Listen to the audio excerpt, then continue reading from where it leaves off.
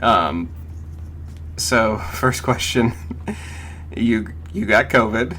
Um, Why are my you laughing? well, because my assumption is that it has to. It's an extroverted plague. Like, I I can only imagine you're like a politician going around like dinners and shows and just like shaking everyone's hand. So, how Well, off being a base? lifelong hugger, this has been difficult for me.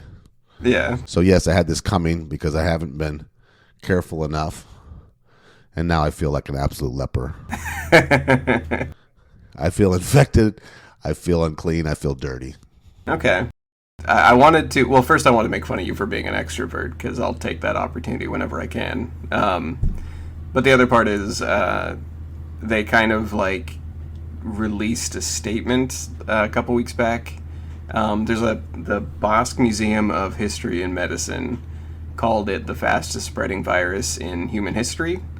And this was backed up by like Harvard University. So I am just sort of like giving you shit.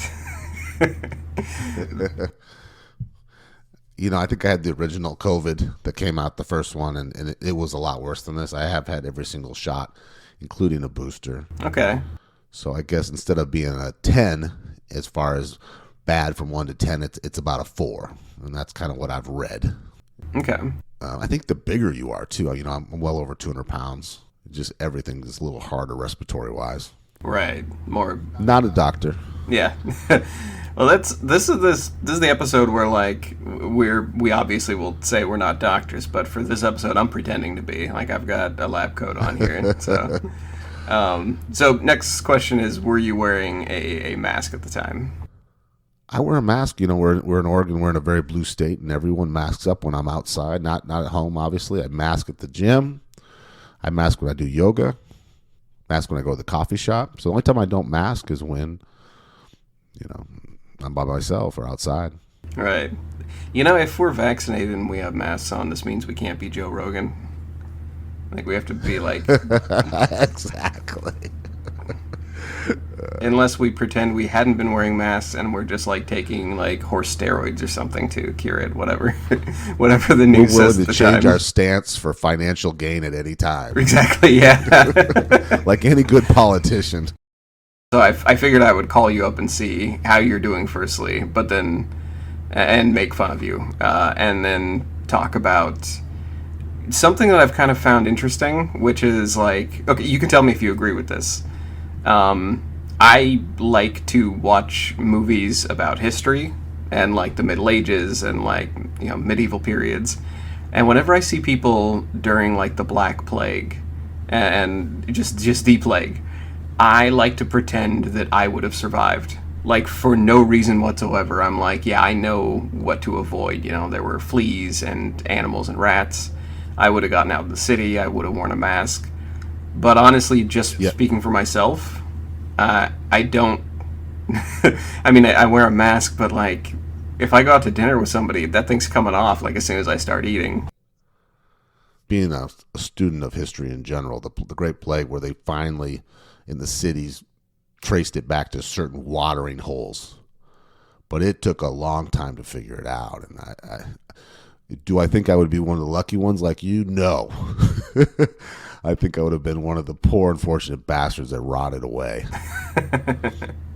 Because, like I said, you hide away with your pencil and pen back in those days. I guess it would have been ink and well inked and Like what? a quill. A bottle of booze. Well, like Shakespeare. Me, I would be in the big city at the biggest sporting event. Yeah. So, yeah, it would have got me. You're at a joust. I'm like Shakespeare. I'm like holed up in my. Shakespeare apparently wrote like his first great play while his landlady had died. So like his landlady dies and he's like free rent, and so like he stays indoors for like months during the plague and doesn't go outside. So it saved a lot of good art, huh? Yeah, for those who stayed in. This is actually kind of the crux of what I want to get to though, is that like if I'm out with friends or like colleagues and somebody offers to shake my hand, I still do, which like as much as I make fun of being an extrovert, I still sort of feel that social pressure, even though I know that there is a literal disease going around. It's the fastest And I know, on Earth. yeah, you're absolutely right. But isn't that manners 101 too? That's, yeah, it's how much is manners, how much is not wanting to look foolish, and like, especially in front of friends. But I think that's maybe the lesson, is that people who are willing to look foolish, people who we brand as alarmists, they're the ones that survive the Black Plague. They're the ones that stay inside and write their play, and the rest of us, like, somebody sticks out their hand and I'm like, well, I don't want to look like an asshole, and so I shake. But I think in other parts of this country and the world, there's people that are probably teased, made fun of for wearing masks, and, bullied. Right. And we're not in a place like that. We're in a place that it would be the opposite, probably, if you decided that you weren't going to take your mask. And I've seen a few confrontations of people who refuse to wear masks, and people, the mass, the majority, starts yelling at them and screaming at them and kicks them out. So Right, I've seen that on the train. Like, people will take that as their social responsibility to yell somebody into putting the mask back on. So that said, do you mind if I do an episode about skeptics and why we need them? Basically, all these people still protesting COVID and these masks. quacks are these skeptics that turned out to be right. Right, exactly. I have a pet theory that we need 10% of the population, 10% to be lifelong skeptics, devil's advocates, diehard nuh-ahs, until we've always had them in humanity, is, I think, the thing I'm coming to. And I kind of want to explore why we need them. I totally believe in that. I believe in there needs to be a certain amount of pushback in business, and certainly in our personal relationships. Right. The guys that will never stop shaking your hand. It doesn't... Well, you're just left to be everything Joe says is right, and he never does anything wrong, and he starts to believe this, and right. Sometimes you got to push back.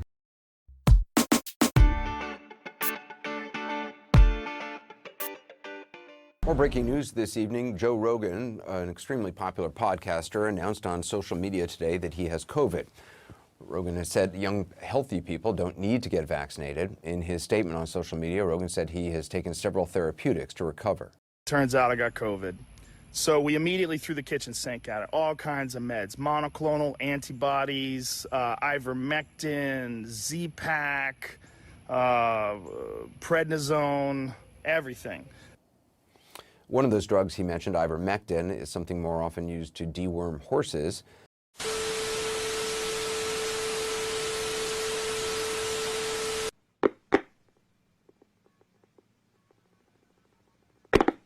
You're listening to The Re-Engineered You.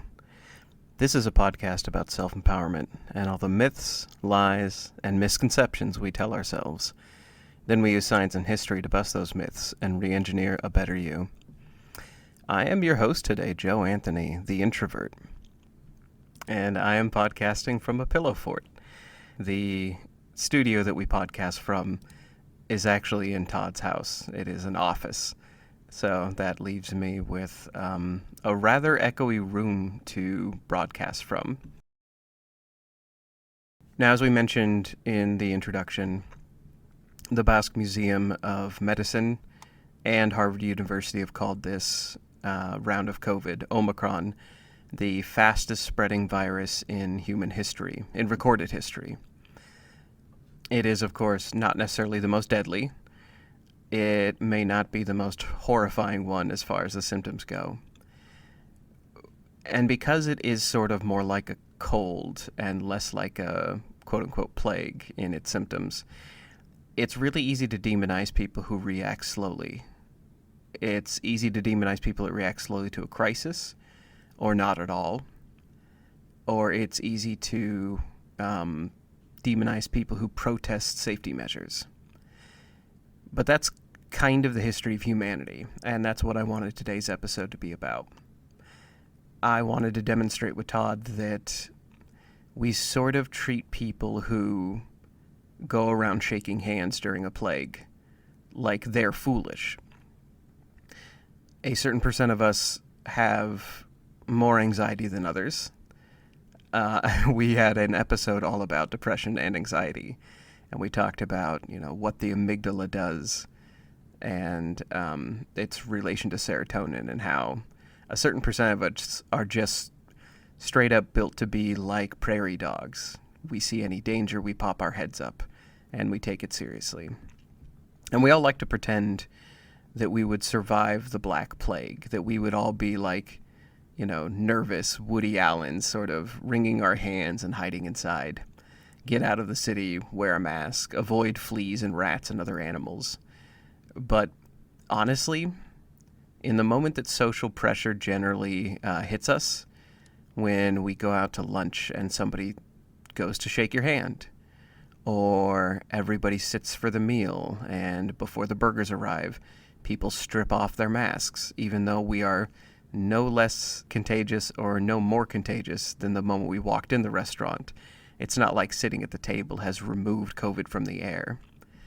And in those moments, sometimes social pressure wins. I can honestly say that when I go out to lunch with colleagues and friends, I shake hands. I don't really think too much about it. Maybe there's a sweating bullets introvert moment where I look at that hand being offered to me. But when we think about it, during the plague and the first onset of COVID, the survivors are usually the ones who are willing to look foolish. The survivors are the ones who say to a group of people meeting for a business lunch, fist bump only, please. Or they pull their hand back. Or they don't pull off their mask, they take their food to go, but they sit for the conversation. Purely and simply, the people who we brand as alarmists and the hand-wringers are kind of the survivors. Now, something that has occurred in the news media that I've noticed while researching this show and just generally reading as much news as I can day to day, or as much as I can handle while basically on lockdown, there are so many articles out right now from every major news venue, every major source, all about what happens in the mind of an anti-vaxxer.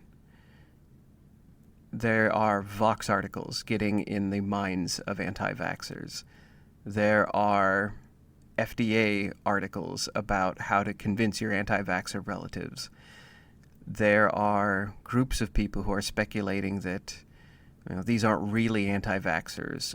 They're not really devil's advocates. They are just following the political trend, that they are pretending because they are, with the right-wing party, and they want to avoid seeming like they are going against political rhetoric, that they are, not towing the party line properly. I kind of want to get away from the politics of it and point out that there are a smaller but substantial percentage of Democrats who are also not getting the vaccine or boosters.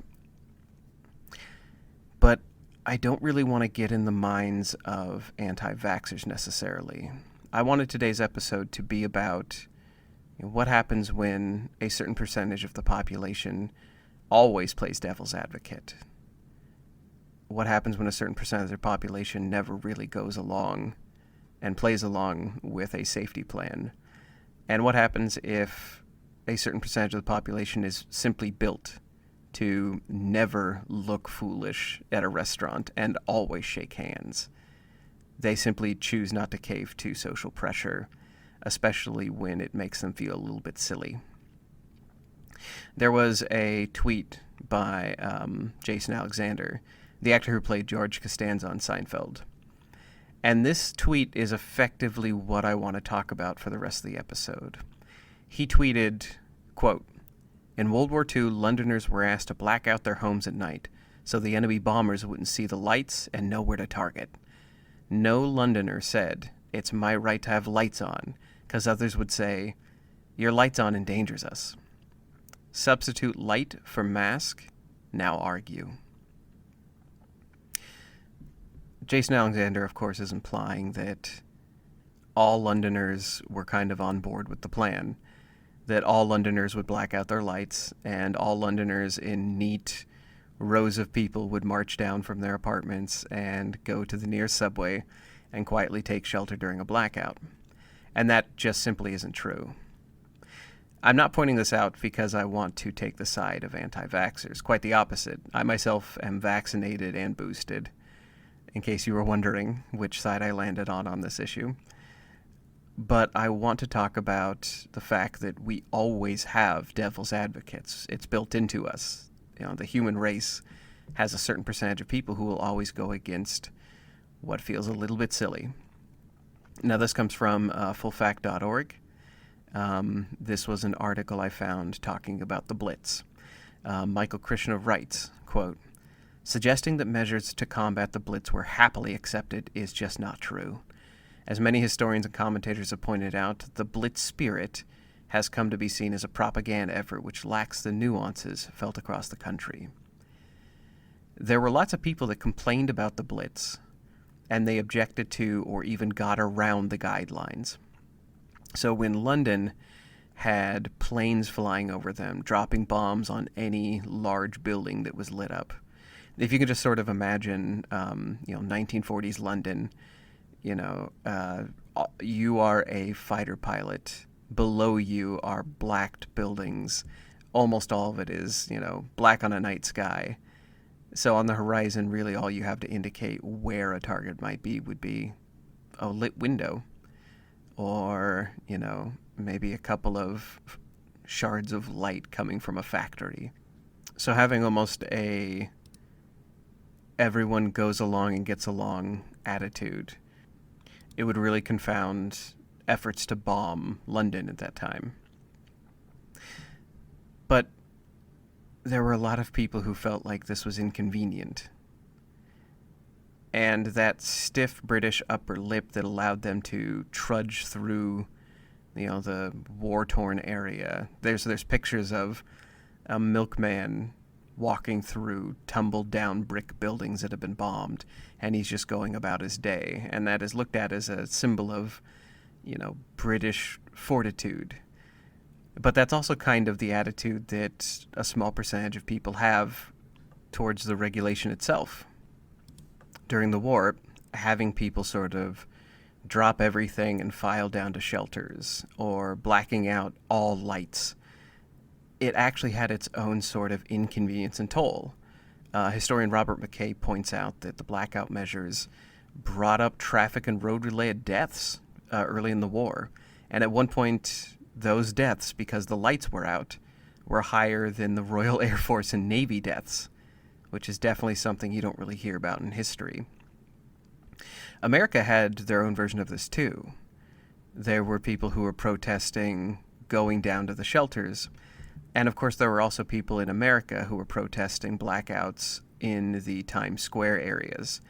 Times Square, of course, is important because if submarines passing through the harbors of New York were looking for targets to bomb, well, it would be really convenient if they saw large buildings on in New York. New York had their own blackout mandates for certain periods of time, and there were Americans who would go out and protest that they were turning off lights in Times Square. One very humorous version of this, as the Daily Zeitgeist points out, was the Mr. Peanut sign.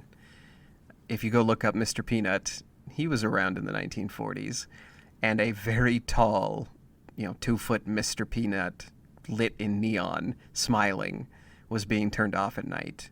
And for some reason, he became sort of the central focus of protesters who thought it was un-American to even turn off our lights. That, it's almost like we are built on this sort of neon glamour, and that you can turn off everything. They can read news over the radio of bombings in Britain and Germany at war.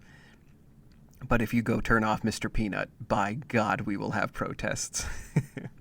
So if you think people, protesting from their cars or protesting COVID or, shouting down teachers during a PTA conference because their rights are being infringed, we have had this basically forever since there's been in America, and Mr. Peanut is a good example of that. So in Britain, people were ignoring the shelter orders, of course. The article by Full Fact goes on to point out that during the Blitz, the failure to find shelters, and by failure I do mean people who simply chose not to find shelters, whether it was in protest or for inconvenient reasons, they would frequently be found in the rubble being pulled out after a bombing. And they were found in upstairs apartment buildings. So if you can imagine a building being completely toppled over and the effort to dig out survivors, one would expect to find people sheltering in stairways or sleeping in lower rooms or trying to escape the bombs. But there were plenty of people who were found who had completely and utterly ignored the orders of the day. Of course, there was also looting. Britain had notorious looting sprees during the blackout, some of which got so bad that London MPs had to request a director of anti-looting measures be appointed. There were pickpockets, assaults, and very notoriously, one of the first official serial killers was identified murdering people during the blackouts. So there was a lot of crime and trouble associated with this sort of World War II-esque heroic coming together. So if you want to talk about our first myth, if we are busting myths today, the first one is that we have had World War II, heroic everybody comes together efforts to combat a single foe. We certainly do.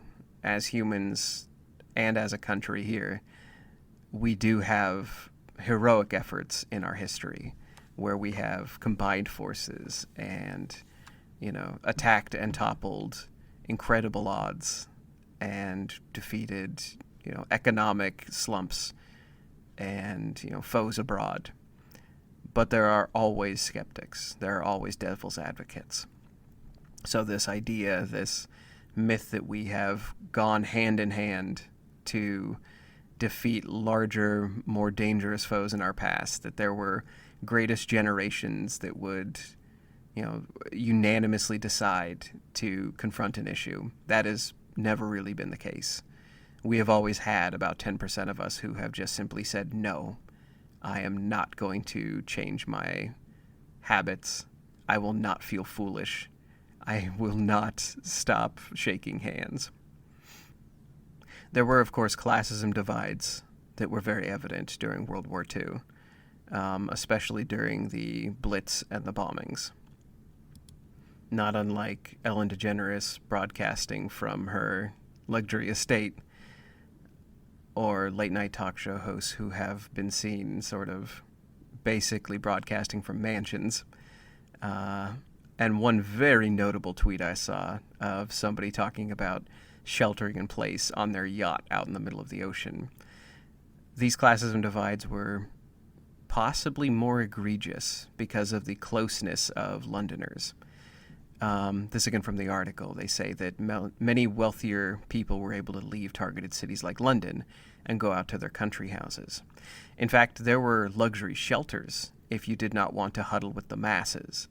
If you did not want to go to a public bunker or go into the subway stations. One notable protest against this divide came at the Savoy Hotel, where protesters went in and demanded tea and bread and butter. And this was to draw attention to the conditions of these luxury shelters compared to those for poor people. There was also a push for people to be allowed into the tube stations, because while we kind of take for granted that subway stations became a shelter for people, it didn't start that way. It's interesting that the public itself had to push to be let in, and that they first flocked to the subway stations in September 1940. And that the government eventually had to sort of allow it because it was initially discouraged, because these weren't paying tube station patrons. These were just people rushing in during the bombing. So even though we want to go along with the health plan, sometimes there has to be some friction and a flow of, people to the path of least resistance before we start sort of realizing what is best for the group. Now, something that makes me think of this is the idea that we are only just now this month getting free testing being sent to people's homes, which is obviously something we probably could have benefited a year ago, 2 years ago from.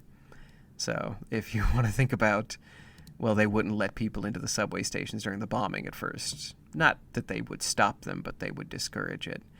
Reminds me a little bit about the testing and how much we have had to fight for common sense.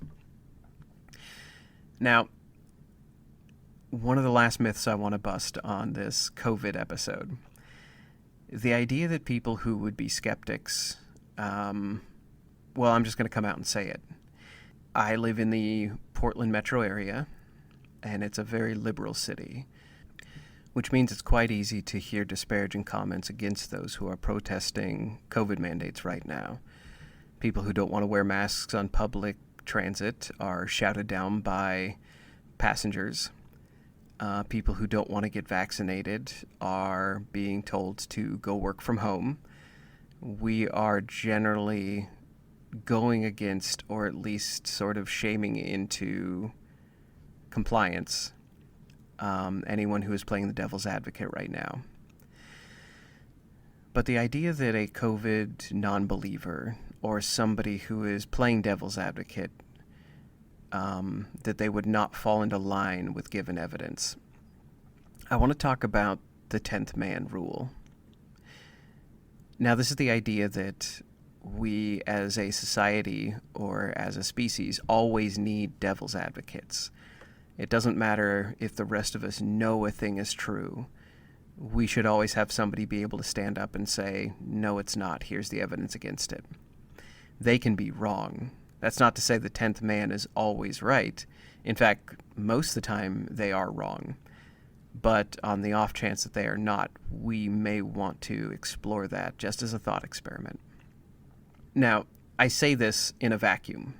I mean both from being surrounded by blankets, but also because the idea of a devil's advocate role being made official, well, it's kind of unpopular right now because it is doing harm to be the devil's advocate. Most other times in history, it is a fun thought experiment to be the devil's advocate. You are doing the people around you a service by presenting a side that they otherwise may not have considered, because if the majority agrees with a thing being right and true, then people start sort of assuming it to save themselves the effort of considering the opposite. If you've ever watched the movie World War Z, the Brad Pitt remake of the Max Brooks book, you have heard of the 10th man. You build a wall because you read a communique that mentions the word zombie? The problem with most people is that they don't believe something can happen until it already has. It's not stupidity or weakness. It's just human nature. The 10th man is actually an official rule of the Israeli government intelligence. In the 30s, Jews refused to believe they could be sent to concentration camps. In 72, we refused to fathom we'd be massacred in the Olympics. In the month before October 1973, we saw Arab troop movements, and we unanimously agreed they didn't pose a threat. Well, a month later, the Arab attack almost drove us into the sea. So we decided to make a change. This started back in 1973, and it is a very official position. Imagine sitting in military government, and there are 10 seats. We'll say, I mean, just for a visual, like imagine 10 seats in a room. 9 of those are people who agree with military intelligence as it stands. Most sources say, it's safe to move into a part of the Middle East, to cross the river. And it's the job of the 10th man to say that the river isn't safe. If 9 of us look at the same information and arrive at the exact same conclusion, it's the duty of the 10th man to disagree. No matter how improbable it may seem, the 10th man has to start digging with the assumption that the other 9 are wrong. Doesn't matter if they believe it or not. It's their role to decide it's not safe, present as much valid evidence saying it's not safe as possible, and then it's generally their role to be ignored when they are proven wrong with due diligence. But that's kind of the role, is to make everyone else do their diligence, to consider it. Now, that clip implies that the 10th man rule started before World War II. It actually started in 1973. during the Yom Kippur War. This was also known as the Ramadan War. For those of you who are unfamiliar with this, I am going to oversimplify a very complex political system. But I will simply say that it was a 3-week war that should have never been possible. It couldn't happen. No one foresaw it happening, except it did. Again, to put this in simplest terms possible, Yom Kippur is the holiest day in Judaism. It's a day of prayer and confession and fasting and abstaining from pleasure and refraining from work. In short, it's a day reserved for God. It is not a day to go to war in Israel. Meanwhile, the surrounding Arab nations, Egypt, Syria, and the combined Arab states, were busy celebrating Ramadan, a month-long religious observation for Muslims. Ramadan is an observation where they fast from dawn to dusk and spend most of their time in prayer and study of the Quran. Also, not a good time for war. So again, this attack should have never happened. It was looked at by Israeli military intelligence as being effectively impossible, that it's something they wouldn't even have to consider. 10 out of 10 will say military intelligence personnel said it wouldn't happen. There was no 10th man to disagree. So on the 6th of October in 1973, the Arab coalition launched a surprise attack against Israel. This was Egypt and Syrian forces coming together and crossing the ceasefire lines. They invaded the Sinai Peninsula and the Golan Heights, effectively at the same time. Following the outbreak of hostilities, the Soviet Union and the United States immediately got involved, because getting involved in other people's religious observances turned wars is kind of our jam as the nuclear superpowers. Now, when the Egyptian and Syrian forces crossed the ceasefire lines, they did it virtually unopposed. They walked in, effectively because nobody saw it coming. It was unthinkable for both sides. However, Israel mobilized pretty much all of its armies in about 3 days and repelled both the Egyptians and the Syrians. Again, to oversimplify so much, it took about 3 days of heavy fighting for Israel to push back both forces back beyond the lines, and then began a 4-day-long counteroffensive deep into Syria, which basically meant artillery shelling the outskirts of Syrian capital of Damascus and holding a gun to Egypt. Now, the numbers are going to be different depending on who you are. The death toll for Israel was listed about 2,600 officially, but Arab casualties were never officially reported. Both Egypt and Syria refused to disclose the numbers. So it's calculated that during the repel of the attack, they could have lost as many as 4,000 to 18,000 men. The results are kind of the modern state of the Middle East as we know it today. There are so many SNL skits that joke about, in the news today, trouble in the Middle East. But this was a historic first. This was a time where the conflict had gone above what everyone thought it could as far as predictability.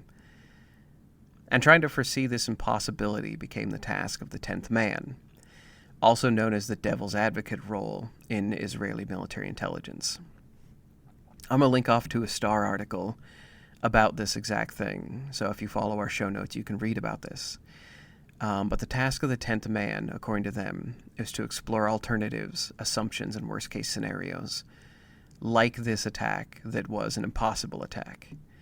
This way, as an official position of devil's advocate, they can do so without fear damaging their careers.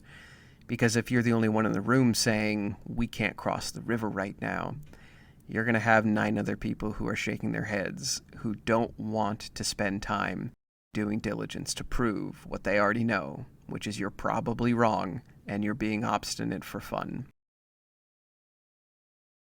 It may sound like I'm aggrandizing the role of a devil's advocate, that we need doubters. We need Londoners who will point out the high traffic deaths that a citywide blackout is causing, and that I'm aggrandizing the devil's advocate in military intelligence that says, hey, what if everyone combined forces and attacked during the holiest day of the year?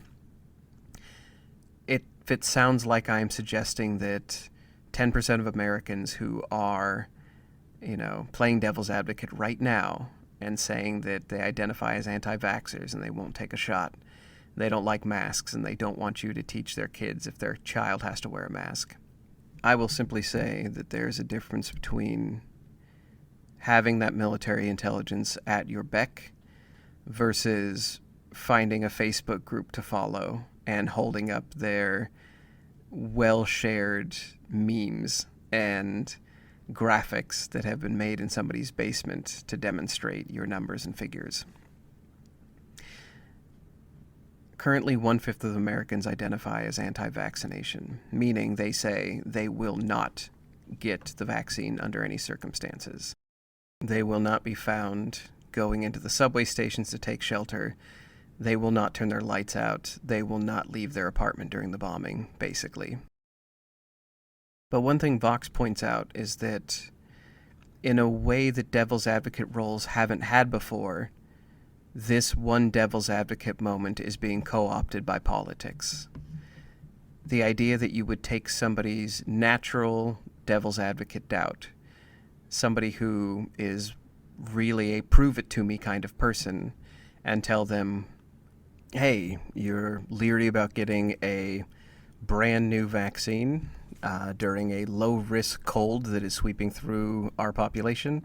Well, we have a political party for you. From the Vox article, quote, over the past year, among some refusers, a community of intense vaccine denialism has developed and created a sort of psychological scaffolding to support their views. People listen to people from their group and whom they think they can trust. All of these articles popping up nonstop talking about how do we convince vaccine deniers. Well, the problem we're having isn't quite that they don't believe science or that they're stupid or that they are following political rhetoric. Part of it is that we are pointing to an invisible set of numbers and data from universities and test labs, and we expect them to react as if bombs are falling out of the sky.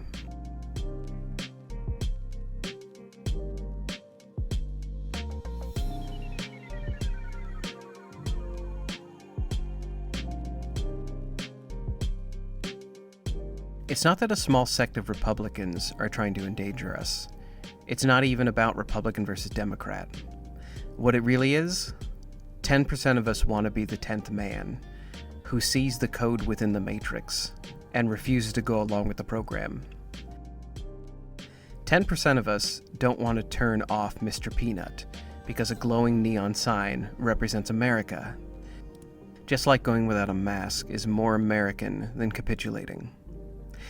10% of us would rather die in our beds than sleep in subway stations.